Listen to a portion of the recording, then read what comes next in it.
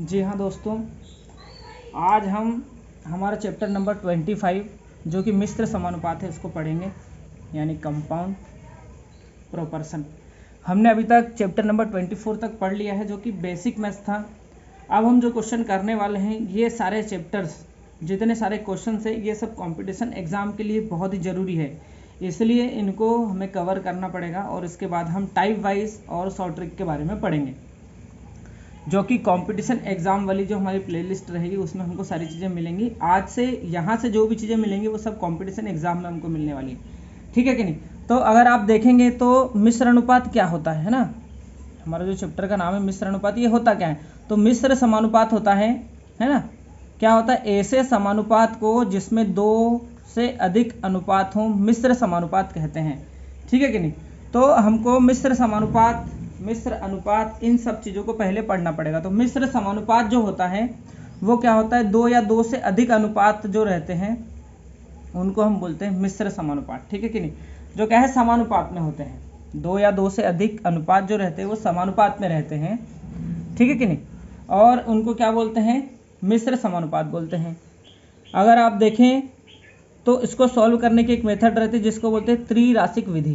क्या बोलते हैं, त्रिराशिक विधि यानी चेन रूल। क्या होता है ये, यदि चार राशियां समानुपाती हों तथा इनमें से तीन राशियां ज्ञात हों तो चौथी राशि को हम क्या कर सकते हैं, एक्स मान सकते हैं, और एक्स मान के उसको क्या कर सकते हैं, फाइंड कर सकते हैं। समानुपात के गुण का प्रयोग करके इसका मान ज्ञात किया जा सकता है, ठीक है कि नहीं। मतलब चौथी राशि, अगर तीन राशि हमको दी है तो चौथी राशि हम ज्ञात कर सकते हैं। जैसे कि हम देखें ए अनुपात बी, यानी इसको बोलते हैं ए बटे बी भी बोलते हैं, ठीक है कि नहीं। और समानुपात मतलब क्या होता है, इक्वल टू, और ये क्या हो जाएगा सी अनुपात एक्स, मतलब सी बटे एक्स, ठीक है कि नहीं। यानी यही अपना A upon B is equal to C upon X, ठीक है कि नहीं। तो अगर इसका आप क्रॉस मल्टीप्लाई कर दो तो ए का मल्टीप्लाई एक्स के साथ और बी का मल्टीप्लाई सी के साथ, तो A X is equal to B X हो जाता है। अब एक्स की वैल्यू अपने को निकालनी है तो ए इसके एक्स के किस में है, मल्टीप्लाई में है, तो ए इधर आके किस में आ गया, डिवाइड में आ गया, ठीक है कि नहीं। तो ये क्या हो जाएगा, एक्स इज इक्वल टू हो जाएगा, बी सी तो ऑलरेडी है इधर, अपॉन में क्या आ जाएगा, ए आ जाएगा, ठीक है। तो हमने देखा कि एक्स इज इक्वल टू क्या आ जाएगा, एक्स इज इक्वल टू हमारा आ जाएगा बी सी, अपॉन में आ जाएगा ए, यानी बी सी अपॉन ए हो जाएगा, ठीक है कि नहीं। अब देखते हैं सीधा अनुपात। तो सीधा अनुपात क्या होता है, सीधे अनुपात को ही बोलते हैं डायरेक्ट प्रोपोर्शन, ठीक है। यदि दो राशियां इस प्रकार हो कि एक राशि के घटने पर, है ना, दूसरी भी घटे, या बढ़ने पर क्या है, दूसरी राशि भी उसी अनुपात में घटती या बढ़ती है। मतलब एक राशि अगर बढ़ेगी तो दूसरी भी बढ़ेगी, और अगर दूसरी राशि अगर कम होती है तो पहली राशि भी कम होगी। मतलब एक चीज़ बढ़ रही है तो दूसरी भी बढ़ेगी, अगर एक चीज़ घट रही है तो दूसरी भी उसी अनुपात में घटती है।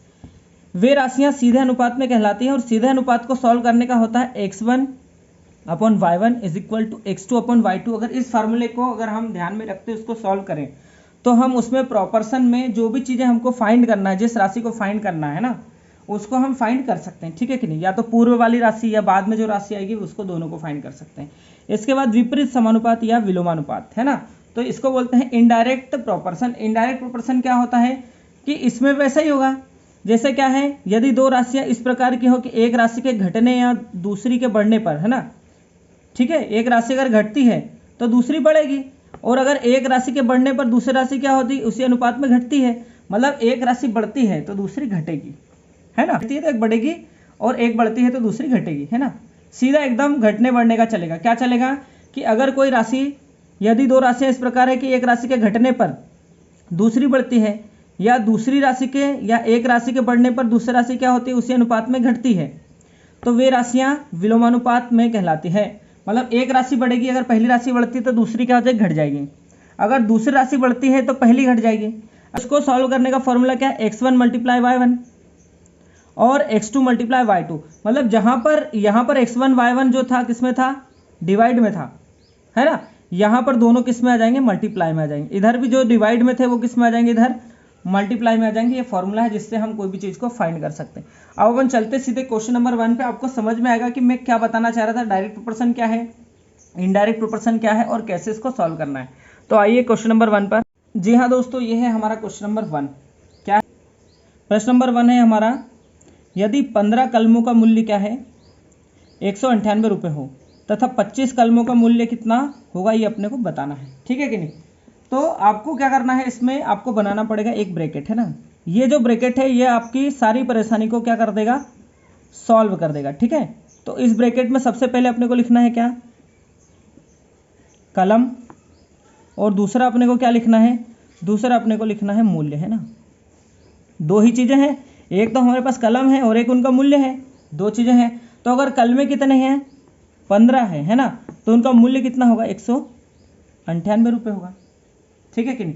और अगर क्या है, अगर हमारे पास कलमों की संख्या अगर कितने हो जाए, 25 हो जाए, तो उनका मूल्य कितना होगा, तो उनका मूल्य पता नहीं है, तो कितना होगा, 100 रुपये होगा। कितना हो जाएगा, 100 रुपये हो जाएगा। अब आप देखिए बहुत ईजी तरीके से हम इसको क्या कर सकते हैं, सॉल्व कर सकते हैं, बहुत ईजी तरीके से कर सकते हैं। बहुत ईजी मतलब बहुत ही ईजी तरीके से इसको कर सकते हैं।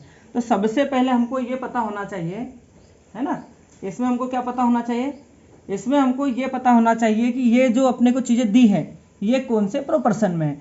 तो अगर आप देखोगे 15 कलम थी तो 198 रुपया मूल्य था, ठीक है कि नहीं।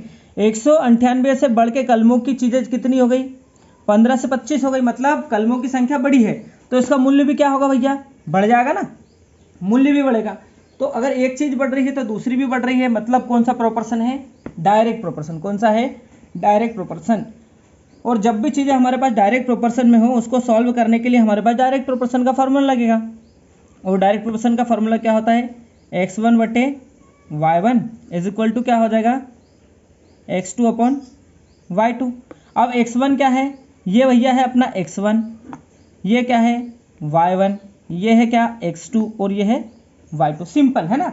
तो x1 अपॉन y2, देखो x1 क्या है अपना 15 कलमें थी तो उनका मूल्य था 198 रुपये, ठीक है कि नहीं। कलमों की संख्या हुई 25 तो मूल्य कितना हो गया, 100 रुपये। सिंपली इसको अगर हम सॉल्व करेंगे तो हमारा काम बेहतरीन तरीके से बन जाता है, ठीक है। कैसे बनेगा, कट कर दो, 5 3 15 और 5 25, और कुछ है क्या, कट रहा क्या, ये वाला कट जाएगा भैया, 3 एकम 3, तिछंग 18 और तिछंग 18, ठीक है। अब इसका कर लो क्रॉस मल्टीप्लाई, तो x का मल्टीप्लाई इधर 1 के साथ में होगा तो x आ जाएगा। 66 का मल्टीप्लाई अगर 5 के साथ में होगा तो जो अपनी x की वैल्यू आ जाएगी। तो x की वैल्यू कर लो भैया मल्टीप्लाई, 6 पंजे 30 की 0 सिलाए 3, 6 पंजे 30 और 3 कितने हो गए, 33। मतलब हमारे 25 कलमे जो है उनका मूल्य 330 रुपये होगा। आशा करता हूँ आपको समझ में आया होगा, इससे इजी आपको कोई नहीं बता पाएगा। सारे कॉन्सेप्ट आपको बता दिए हैं और सारी चीज़ें आपको एकदम क्लियर हो गई होगी। अगर कुछ समझ में नहीं आया हो एक बार और वीडियो को वापस से आप चला के देख लेना। अब चलते हैं क्वेश्चन नंबर 2 पर। जी हाँ दोस्तों, हमारा क्वेश्चन नंबर 2 क्या है, यदि 25 आदमी किसी कार्य को 27 घंटे में समाप्त करें तो 15 आदमी इस कार्य को कितने समय में समाप्त कर सकेंगे। सेम वैसा का वैसा ही करना है। सबसे पहले हमने बनाया अपना क्या, वही ब्रैकेट, सबसे ज़्यादा ज़रूरी है ब्रैकेट, यहीं से सारी चीज़ें क्लियर होंगी। पहले स्थान पे हमने रखा आदमी को, ठीक है, और दूसरे ब्रैकेट में रखा क्या, समय, है ना, घंटे हैं मतलब समय है, ठीक है कि नहीं। अगर आदमी है हमारे पास 25 तो घंटे लग रहे कितने, 27, ठीक है। और अगर आदमी अपने पास हो जाए कितने, 15, तो घंटे लगेंगे कितने, एक्स लगेंगे। अब इसको देखना आप, अगर कोई काम को 25 व्यक्ति करते हैं तो वो 27 घंटे में हो जाएंगे। अगर कम लोग काम करेंगे तो ज़्यादा समय लगेगा, मतलब ये चीज़ें क्या हो रही, कम हो रही है तो समय बढ़ रहा है। तो कौन सा प्रोपोर्शन है भैया, बताओ ज़रा। मतलब एक चीज़ अगर कम हो रही है तो दूसरी बढ़ रही है, कौन सा प्रोपोर्शन है, इनडायरेक्ट प्रोपोर्शन। तो इनडायरेक्ट प्रोपोर्शन वाला फॉर्मूला अपना क्या है, x1 में y1 का मल्टीप्लाई और x2 में y2 का मल्टीप्लाई, ये फॉर्मूला है अपना, ठीक है कि नहीं। तो आप इसमें कर लो कंफर्म, ये हो गया x1, ये हो गया y1, ये हो गया x2, ये हो गया y2, सिंपल। अब देखो जरा, x1 अपने पास कितना है 25 और y1 कितना है 27, है ना। 25 लोगों ने 27 घंटे काम किया, पूरा काम हो गया। अगर वही काम 15 लोग करेंगे तो वो x घंटे काम करेंगे, पूरा काम हो जाएगा। अब इधर x है, इधर ये मल्टीप्लाई में इधर जाएगा डिवाइड में हो जाएगा, चाहो तो डायरेक्ट कट कर दो, 5 3 जा 15, 5 5 जा 25, ठीक है कि नहीं। इसके बाद और 3 से कट रहा क्या, 3 1 जा 3, 3 9 जा 27, है ना। अब ये है 5 multiply 9 is equal to x, तो x इज इक्वल टू कितना आ जाएगा बताओ जरा, 45 आ जाएगा क्या, 9 5 जा 45। तो आप अगर देखेंगे तो उनको 45 घंटे लगने वाले हैं, जो कि हमारा आंसर है। अगर आपने क्वेश्चन को अच्छे से देखा होगा, अच्छे से समझा होगा, तो आपको पूरा समझ में आ गया होगा। ठीक है, अब एक और क्वेश्चन देखते हैं, इससे आपको सारी चीज़ें क्लियर हो जाएंगी। अभी तक हमने सिर्फ सीधा अनुपात और विपरीत अनुपात पढ़ा था, लेकिन हमारा चैप्टर जो है मिश्र अनुपात है।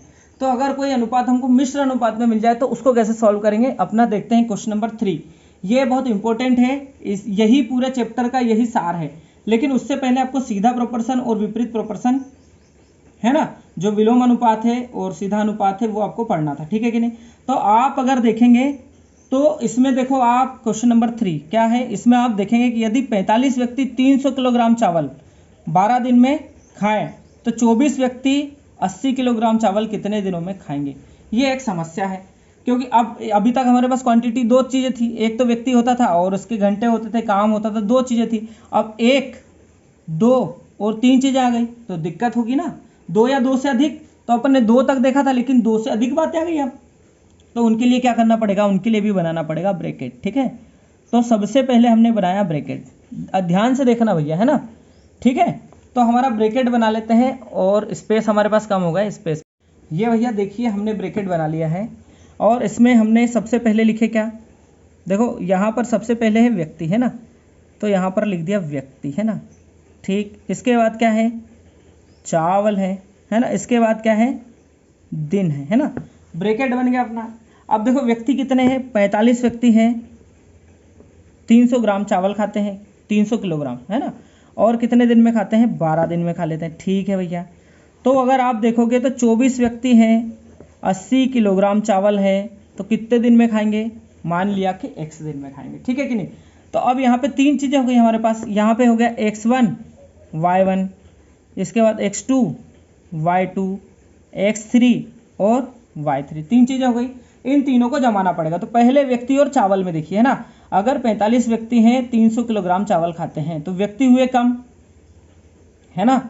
व्यक्ति अगर कम हुए, 24 व्यक्ति हुए, कितने, 24। अगर व्यक्ति कम हुए तो चावल भी तो कम खाएंगे भैया। ठीक है कि नहीं, चावल भी कम खाएंगे, मतलब ये एक चीज़ अगर कम हो रही है तो दूसरी भी कम हो रही है। कौन सा प्रोपोर्शन हो गया, डायरेक्ट प्रोपोर्शन।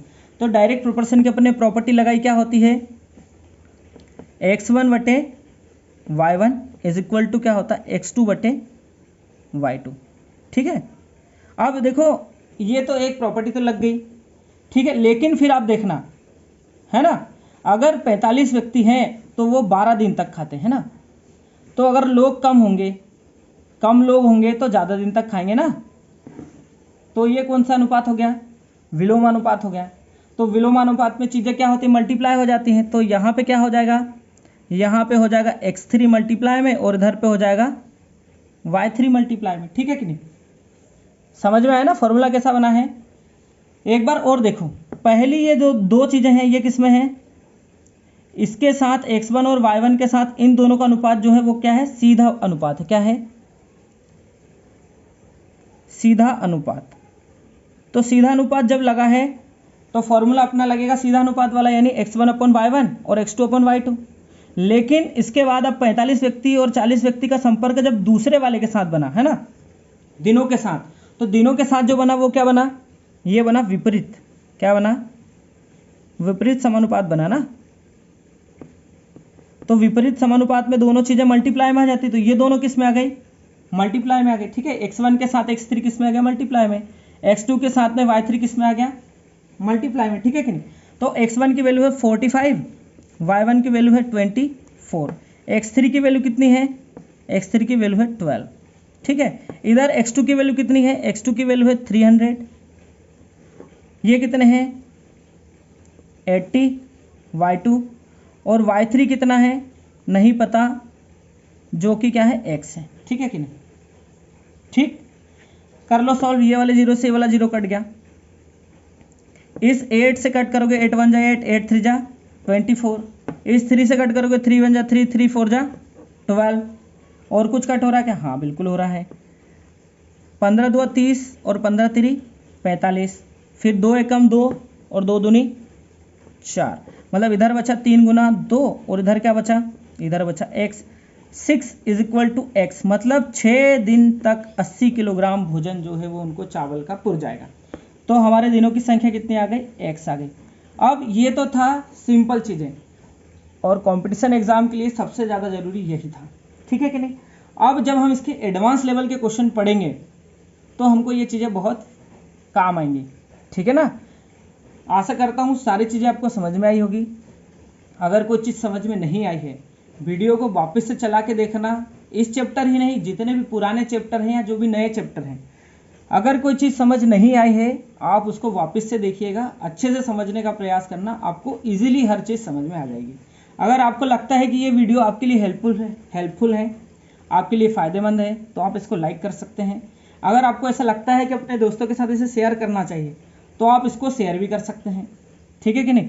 लेकिन सबसे ज़्यादा ज़रूरी है इस चैनल को सब्सक्राइब करना। तो चैनल को आप सब्सक्राइब कर लीजिए, क्योंकि अगर आप चैनल को सब्सक्राइब कर लेते हैं तो हमारे जितने भी वीडियो अपलोड होंगे, मैथ्स के हुए, सिंपल मैथ्स के हुए, या कंपटीशन मैथ्स के हुए, या क्लास वाइज मैथ्स के हुए, आपके पास उसका नोटिफिकेशन चला जाएगा। अगर आपको ऐसा लगता है कि वो वीडियो जो डला है वो आपके लिए हेल्पफुल है, आप उस पर क्लिक करना, नोटिफिकेशन पे आप वीडियो देख लेना। अगर आपको ऐसा लगता है कि वो वीडियो आपके किसी काम का नहीं है तो आप उसको क्लिक मत करना, तो आपको कोई दिक्कत भी नहीं है, ठीक है कि नहीं। तो आप सबसे पहले इसको सब्सक्राइब कर लो चैनल को। अगर आप वीडियो पसंद आया है तो लाइक कर देना। अगर आपको लगता है कि आपके दोस्तों की, आपकी फैमिली में किसी व्यक्ति की ये वीडियो मदद कर सकता है, ठीक है कि नहीं, तो आप उसे भी ये शेयर कर सकते हैं, ठीक है दोस्तों। अपना चैप्टर नंबर 25 आज समाप्त होता है। अब चैप्टर नंबर 26 हम करेंगे, ठीक है कि नहीं, जो कि हमारा अगला चैप्टर है और जो है साझेदारी, है ना। तो साझेदारी के विषय में पढ़ेंगे चैप्टर नंबर 26 में। तब तक के लिए नमस्कार।